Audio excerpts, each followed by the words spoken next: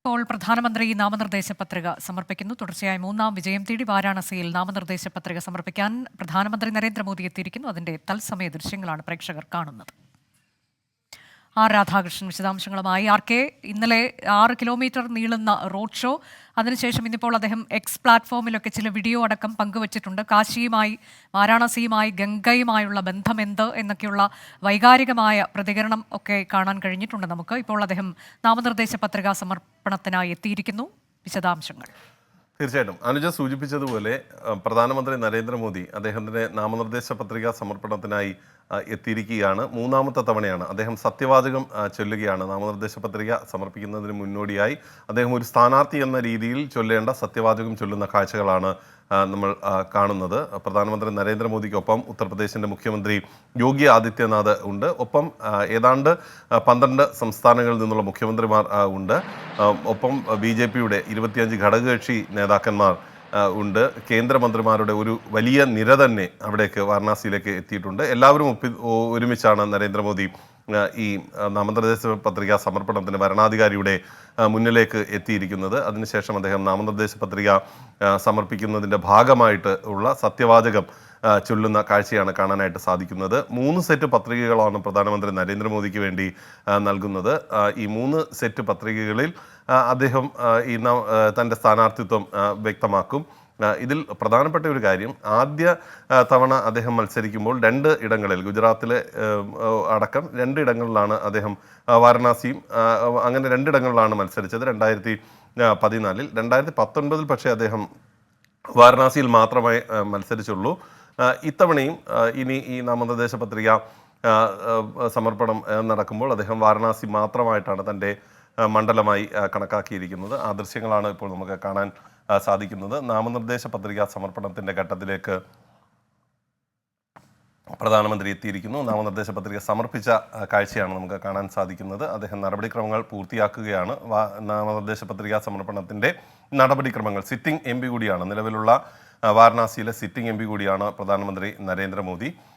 ആ രീതിയിൽ അദ്ദേഹത്തിന് ഇത്തവണ മൂന്നാമത്തെ ഹാട്രിക് ആണ് അദ്ദേഹം ലക്ഷ്യമിടുന്നത്. ഹാട്രിക് എന്നതിലുപരി ഏറ്റവും ശക്തമായിട്ടുള്ള ഭൂരിപക്ഷം നേടുക, ഏറ്റവും മികച്ച ഭൂരിപക്ഷം നേടുക അവിടെ നിന്ന് വിജയിക്കുമ്പോൾ എന്നതാണ് ലക്ഷ്യമിടുന്നത്. ഏതാണ്ട് സാധാരണ ഈ വോട്ടിംഗ് പെർസെൻറ്റേജിൻ്റെ ഒരു കണക്കെടുത്താൽ വാരണാസി ഒരു 60% ശരാശരി വോട്ട് നടക്കുന്ന ഒരു ഉത്തർപ്രദേശിലെ മണ്ഡലം ആണ് നമുക്ക് കണക്കാക്കാനായും മനസ്സിലാക്കാനായും സാധിക്കുന്നത്. അവിടെ കഴിഞ്ഞ തവണ ഈ പോൾ ചെയ്ത വോട്ടുകളിൽ 50%-ഓളം നേടാനായിട്ട് പ്രധാനമന്ത്രി നരേന്ദ്രമോദിക്ക് സാധിച്ചിരുന്നു. അജയ് റായ് തന്നെയായിരുന്നു ആ ഘട്ടത്തിലും എതിർ സ്ഥാനാർത്ഥിയായിട്ട് കോൺഗ്രസ് ഫീൽഡ് ചെയ്തിരുന്നത്. ഇത്തവണയും അജയ് റായ് തന്നെയാണ് എതിർ സ്ഥാനാർത്ഥിയായിട്ട് ഉള്ളത്. അജയ് റായെ സംബന്ധിച്ച് അദ്ദേഹം ഈ രാമക്ഷേത്ര ഉദ്ഘാടനവുമായി ബന്ധപ്പെട്ടിട്ട് രാമക്ഷേത്രത്തിൻ്റെ ഉദ്ഘാടനത്തിൽ പങ്കെടുക്കണം എന്ന് വാദിച്ച കോൺഗ്രസിലെ പ്രധാനപ്പെട്ട നേതാക്കന്മാരിൽ ഒരാളാണ്. ഉത്തർപ്രദേശിലെ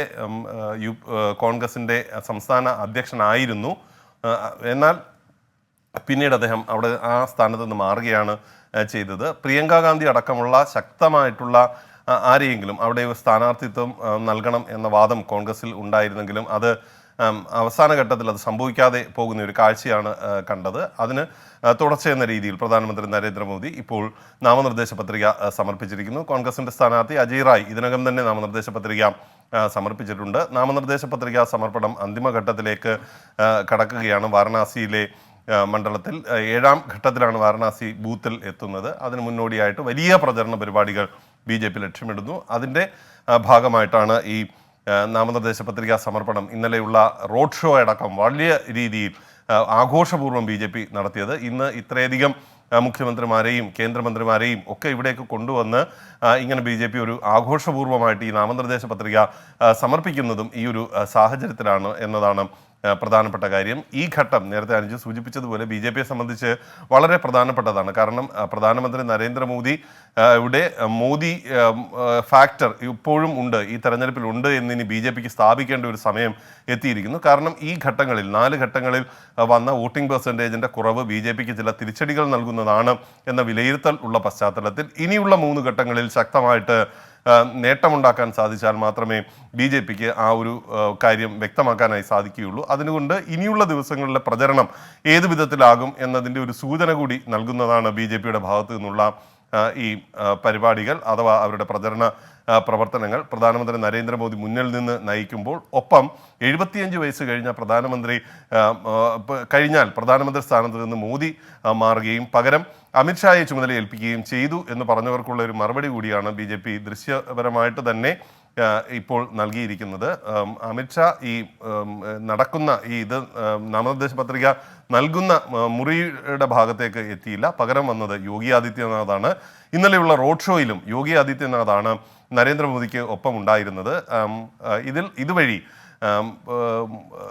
ഉന്നയിക്കപ്പെട്ടിട്ടുള്ള ആക്ഷേപങ്ങളിൽ ഒരു മറുപടി നൽകുക കൂടിയാണ് BJP ഇപ്പോൾ ചെയ്തിരിക്കുന്നത്. പാർട്ടിയിൽ ഏതെങ്കിലും വിധത്തിൽ യോഗി ആദിത്യനാഥിനെ ഒതുക്കാനായിട്ടുള്ള ഒരു ശ്രമം നടത്തുന്നില്ല എന്നതുകൂടി സ്ഥാപിക്കുകയാണ് BJP. അവരുടെ കേഡർ വോട്ടുകളിൽ ഏറ്റവും വലിയ സ്വാധീനമുള്ള, മോദി കഴിഞ്ഞാൽ ഒരുപക്ഷെ ഏറ്റവും സ്വാധീനമുള്ള നേതാവ് അത് യോഗി ആദിത്യനാഥാണ്. അതുകൊണ്ട് യോഗി ആദിത്യനാഥിന് ഏതെങ്കിലും വിധത്തിൽ മാറ്റാനോ അല്ലെങ്കിൽ അദ്ദേഹത്തിന് മോശമാകുന്ന വിധത്തിലുള്ള ഒരു തീരുമാനത്തിലേക്കോ പാർട്ടി പോകില്ല എന്നുകൂടി വ്യക്തമാക്കുകയാണ് ഇതുവഴി ഇപ്പോൾ ചെയ്തിരിക്കുന്നത്. അങ്ങനെ എല്ലാ ഘടകങ്ങളെയും വളരെ ശക്തമായിട്ട് ഒപ്പം നിർത്താനും അതുവഴി രാഷ്ട്രീയമായിട്ട് നേട്ടമുണ്ടാക്കാനും അരവിന്ദ് കെജ്രിവാൾ ഉന്നയിച്ച ആക്ഷേപത്തെ അങ്ങനെ പ്രതിരോധിക്കാനുമാണ് BJP ഇപ്പോൾ ഈ ശ്രമിക്കുന്നത്.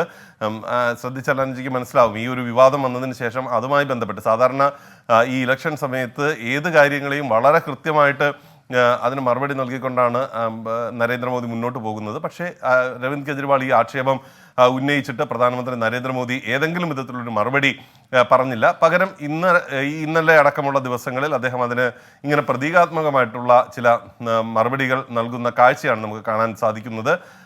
BJPയിൽ ഒരു വലിയ തുടർച്ചയായ 3ാം ജയം ലക്ഷ്യമിട്ടുകൊണ്ടാണ് നരേന്ദ്രമോദി ഇപ്പോൾ വാരാണസിയിലേക്ക് എത്തുന്നത്. അദ്ദേഹം നാമനിർദ്ദേശ പത്രിക സമർപ്പിച്ചിരിക്കുന്നു.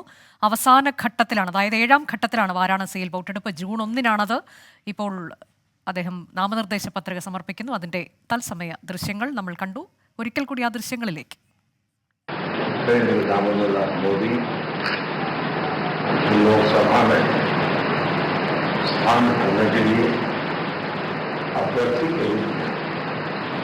नाम निर्देशित हुआ। ईश्वर की शपथ लेता हूं, सत्य निष्ठा से प्रतिज्ञा करता हूं कि मैं विधि द्वारा स्थापित भारत के संविधान प्रति सच्ची श्रद्धा और निष्ठा रखूंगा और मैं भारत की प्रभुता और अखंडता अक्षुण्ण रखूंगा। രാധാകൃഷ്ണൻ തുടരുന്നുണ്ട്. ആർക്കെ ഇപ്പോൾ കേന്ദ്രമന്ത്രിമാർ ഉൾപ്പെടെയുള്ളവർ അദ്ദേഹത്തെ അനുഗമിക്കും എന്നായിരുന്നു റിപ്പോർട്ട്. അമിത്ഷാ, രാജ്നാഥ് സിംഗ് എന്നിവരൊക്കെ ഒപ്പമുണ്ടായിരുന്നു. ഇനിയിപ്പോൾ ഇതിനു ശേഷം അദ്ദേഹം എന്താണ് വാരാണസിയിൽ ജനങ്ങളെ അഭിസംബോധന ചെയ്യുക എന്നുള്ള പരിപാടികളിലേക്ക് കടക്കുന്നുണ്ടോ, അതോ മറ്റിടങ്ങളിലെ തിരഞ്ഞെടുപ്പ് പ്രചാരണത്തിനായി നരേന്ദ്രമോദി തിരിക്കുമോ? അനുജ, എല്ലാവരും അദ്ദേഹത്തോടൊപ്പം തന്നെ ഉണ്ട്. പക്ഷേ ഈ ഭരണാധികാരിയുടെ മുറിയിലേക്ക് കയറാനായിട്ട് ചില നിബന്ധനകളുണ്ട്, ചില നിയന്ത്രണങ്ങളുണ്ട്. അതിൻ്റെ ഭാഗമായിട്ടാണ് ഏറ്റവും പ്രാധാന്യം എന്ന രീതിയിൽ അവരൊരു നിര നിശ്ചയിച്ച് ഇവിടേക്ക് ഇത്ര ആളുകളുമായി എത്തിയത്. അതുകൊണ്ട് തന്നെ എല്ലാവരുമുണ്ട്. കേന്ദ്രമന്ത്രിമാരുണ്ട്, 12ഓളം സംസ്ഥാനങ്ങളിലെ മുഖ്യമന്ത്രിമാരുണ്ട്. അതുകൂടാതെ 25 ഘടകകക്ഷികളെ പ്രതിനിധീകരിച്ചുകൊണ്ട് അവരുടെ നേതാക്കന്മാരായിട്ടുള്ളവരുണ്ട്. അങ്ങനെ ഒരു വലിയ നിര തന്നെയാണ് പ്രധാനമന്ത്രിയോട് ഒപ്പം ഉള്ളത്. ഇനി ഈ നാമനിർദ്ദേശ പത്രികാ സമർപ്പണത്തിന് ശേഷം വളരെ പ്രധാനപ്പെട്ടത് അദ്ദേഹം ഈ രുദ്രാക്ഷ കൺവെൻഷൻ സെന്ററിൽ വെച്ചിട്ട് ഈ വാരണാസിയിലെ BJP പ്രവർത്തകരെയും നേതാക്കന്മാരെയും ഒക്കെ കാണാനും അവരുമായി സംവദിക്കാനും പോവുകയാണ്. എങ്ങനെ വേണം തെരഞ്ഞെടുപ്പ് പ്രചരണം എന്നതിനെ സംബന്ധിച്ച് വളരെ കൃത്യമായിട്ടുള്ള നിർദ്ദേശങ്ങളൊക്കെ അദ്ദേഹം നൽകും. ഓരോ മേഖലയിലും മോദി കഴിഞ്ഞ തെരഞ്ഞെടുപ്പുകളിലൊക്കെ ചെയ്തിട്ടുള്ളത് ഈ ഓരോ നിയമസഭാ മണ്ഡലങ്ങൾ കേന്ദ്രീകരിച്ചും ഒരു ടീമിനെ നിയോഗിക്കുക എന്നുള്ളതാണ്. തൻ്റെ പ്രതിനിധി ആണ് എന്ന വിധത്തിൽ ഒരു കത്തും നൽകി അവരെ ജനങ്ങളിലേക്ക് അയക്കുക, ഓരോരുത്തരെയും കാണുക. ഇതൊക്കെയായിരുന്നു കഴിഞ്ഞ തവണ അനുവർത്തിച്ചു വന്നിരുന്ന നടപടികൾ. വീടുകൾ തോറും കേന്ദ്രീകരിച്ചുകൊണ്ടുള്ള പ്രചരണം ഒരുപക്ഷെ കഴിഞ്ഞ തവണ ഏറ്റവും നല്ല ഭൂരിപക്ഷം നേടാനായിട്ട് മോദിയെ സഹായിക്കുകയും ചെയ്തിട്ടുണ്ട്. അതുകൊണ്ട് ഇത്തവണ കൂടുതൽ നേട്ടമുണ്ടാക്കുക എന്ന ലക്ഷ്യമാണ് നരേന്ദ്രമോദിക്ക് ഇപ്പോൾ ഉള്ളത്. അതിനു വേണ്ടിയിട്ട് അദ്ദേഹം ഉള്ള നിർദ്ദേശങ്ങളൊക്കെ നൽകും. ഇന്ന് ഗംഗയെ സംബന്ധിച്ച് ഗംഗ ഉള്ള ഗംഗയും വാരണാസിയും സംബന്ധിച്ച് ഒരു പ്രധാനപ്പെട്ട ദിനമാണ് ഗംഗ. അതുകൊണ്ട് തന്നെ ഈ ദിവസം അതിൻ്റെ ആഘോഷ പരിപാടികളിലൊക്കെ അദ്ദേഹം പങ്കെടുക്കും. അതിന് തുടർച്ച എന്ന രീതിയിലാണ് ഇന്ന് രാവിലെ മുതൽ ഗംഗാ ആരതി അദ്ദേഹം നടത്തിയത്, കാലഭൈരവ ക്ഷേത്രത്തിൽ സന്ദർശനം നടത്തിയത്. ഇനി വൈകിട്ടുള്ള ഈ പ്രാർത്ഥനാ പരിപാടികളുടെ ഭാഗമായിട്ടും പ്രധാനമന്ത്രി പങ്കെടുക്കുന്നുണ്ട്. അതിനുശേഷമായിരിക്കും അദ്ദേഹം മടങ്ങുക. ഒരു ദിവസത്തെ മുഴുനീള പരിപാടികൾ എന്ന് നമുക്ക് വേണമെങ്കിൽ പറയാം. ആ പരിപാടികളെല്ലാം ഏതാണ്ട് പൂർത്തിയാകുന്ന വിധത്തിലേക്ക് എത്തുകയും ചെയ്യുകയാണ്. നരേന്ദ്രമോദിയെ സംബന്ധിച്ച് വാരണാസിയിൽ അദ്ദേഹം മത്സരിക്കാൻ ആദ്യമായിട്ട് എത്തുന്നത് 2014 വാരണാസി തെരഞ്ഞെടുത്തതിന് വ്യക്തമായിട്ടുള്ള രാഷ്ട്രീയം ഉള്ള ഒരു സാഹചര്യം ആണ് ഉണ്ടായിരുന്നത്. പ്രധാനമന്ത്രി എന്ന രീതിയിൽ അത് 2019 അദ്ദേഹം വാരണാസിയിൽ മാത്രമാണ് മത്സരിച്ചത്. വാരണാസിയിൽ നിന്ന് തന്നെ വളരെ മികച്ച ഭൂരിപക്ഷം നേടാനായി അദ്ദേഹത്തിന് സാധിക്കുകയും ചെയ്തിരുന്നു. ഈ വാരണാസിയിൽ കഴിഞ്ഞ 10 വർഷത്തെ തൻ്റെ അവിടെയുള്ള ലോക്സഭാംഗം എന്ന രീതിയിലുള്ള അദ്ദേഹത്തിൻ്റെ പ്രവൃത്തിയും ഈ പ്രധാനമന്ത്രി സ്ഥാനത്തിന് ഓടൊപ്പം ഉള്ള വിധത്തിൽ അദ്ദേഹം കൊണ്ടുപോയി. പല വിദേശ രാജ്യങ്ങളെ കൊണ്ടും അവിടേക്ക് നിക്ഷേപത്തിൻ്റെ രൂപത്തിലും അടിസ്ഥാന സൗകര്യ വികസനത്തിൻ്റെ രൂപത്തിലും ഒക്കെ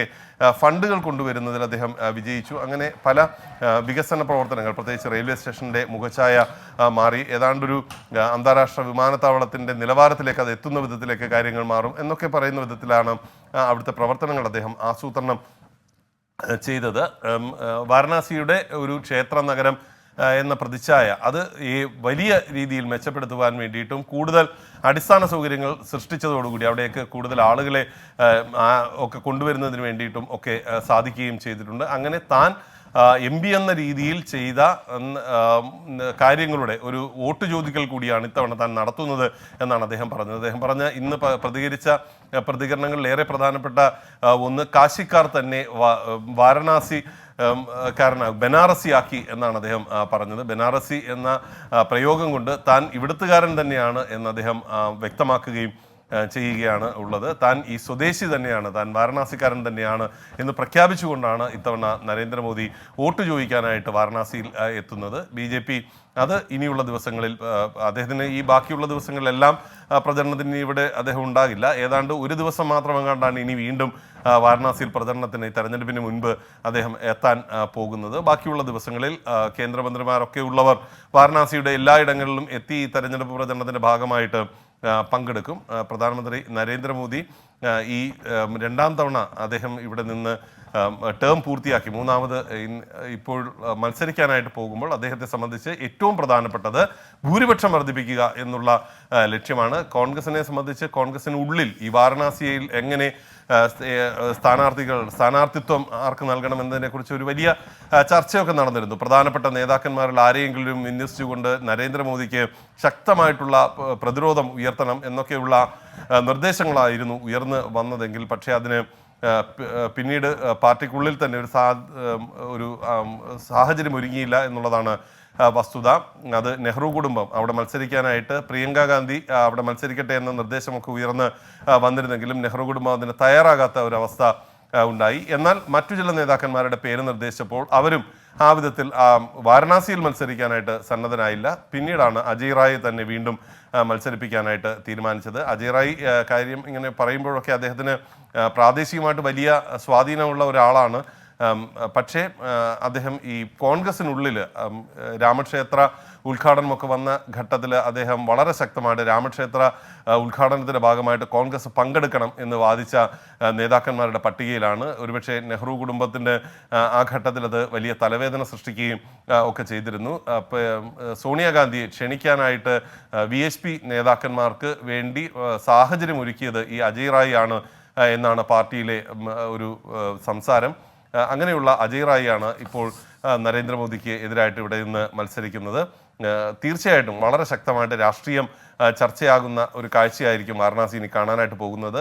രാഹുൽ ഗാന്ധി അടക്കമുള്ളവരുടെ പ്രചരണത്തിന് വേണ്ടിയിട്ട് വാരണാസിയിലേക്ക് എത്തുന്നുണ്ട്. അങ്ങനെയുള്ള ഘട്ടങ്ങളിൽ അവരുന്നയിക്കുന്ന ആക്ഷേപങ്ങൾ ഒക്കെ വലിയ ശ്രദ്ധ നേടും, രാഷ്ട്രീയമായിട്ട് വലിയ ശ്രദ്ധ നേടും എന്നുള്ളതാണ്. അതുകൊണ്ട് BJP ഇത്തവണ തങ്ങളുടെ വിജയം എന്നുള്ളതല്ല, മറിച്ച് ഭൂരിപക്ഷം കഴിഞ്ഞ തവണ 50% വോട്ടുകളാണ് ഇവിടെ BJPക്ക് സമാഹരിക്കാൻ സാധിച്ചതെങ്കിൽ ഇത്തവണ അതിലുപരി വോട്ടുകൾ നേടി മോദിയുടെ വിജയം ഒരു ചരിത്ര വിജയമാക്കി മാറ്റുക എന്നുള്ളതാണ് BJPയുടെ ലക്ഷ്യം. അതിനു വേണ്ടിയിട്ടുള്ള പ്രചരണ പ്രവർത്തനങ്ങളാണ് BJP ഇനി നടത്താനായിട്ട് പോകുന്നത്. പ്രധാനമന്ത്രി നരേന്ദ്രമോദി അദ്ദേഹത്തിൻ്റെ നാമനിർദ്ദേശ പത്രിക സമർപ്പിച്ചു കഴിഞ്ഞു. മൂന്നാം തവണ വാരണാസിയിൽ നിന്ന് ജനവിധി തേടാനാണ് നരേന്ദ്രമോദി അദ്ദേഹത്തിൻ്റെ നാമനിർദ്ദേശ പത്രിക സമർപ്പിച്ചിരിക്കുന്നത്. നാമനിർദ്ദേശ പത്രിക 3 സെറ്റുകൾ ഉണ്ട്. ഈ 3 സെറ്റുകളുള്ള നാമനിർദ്ദേശ പത്രികയിൽ അദ്ദേഹത്തിൻ്റെ ആസ്തി സംബന്ധിച്ചതടക്കമുള്ള സത്യവാങ്മൂലങ്ങളും ഉൾപ്പെടുത്തിയിട്ടുണ്ട്. അതെല്ലാം ഈ നാമനിർദ്ദേശ പത്രികയുടെ ഭാഗമായിട്ട് സമർപ്പിച്ചു.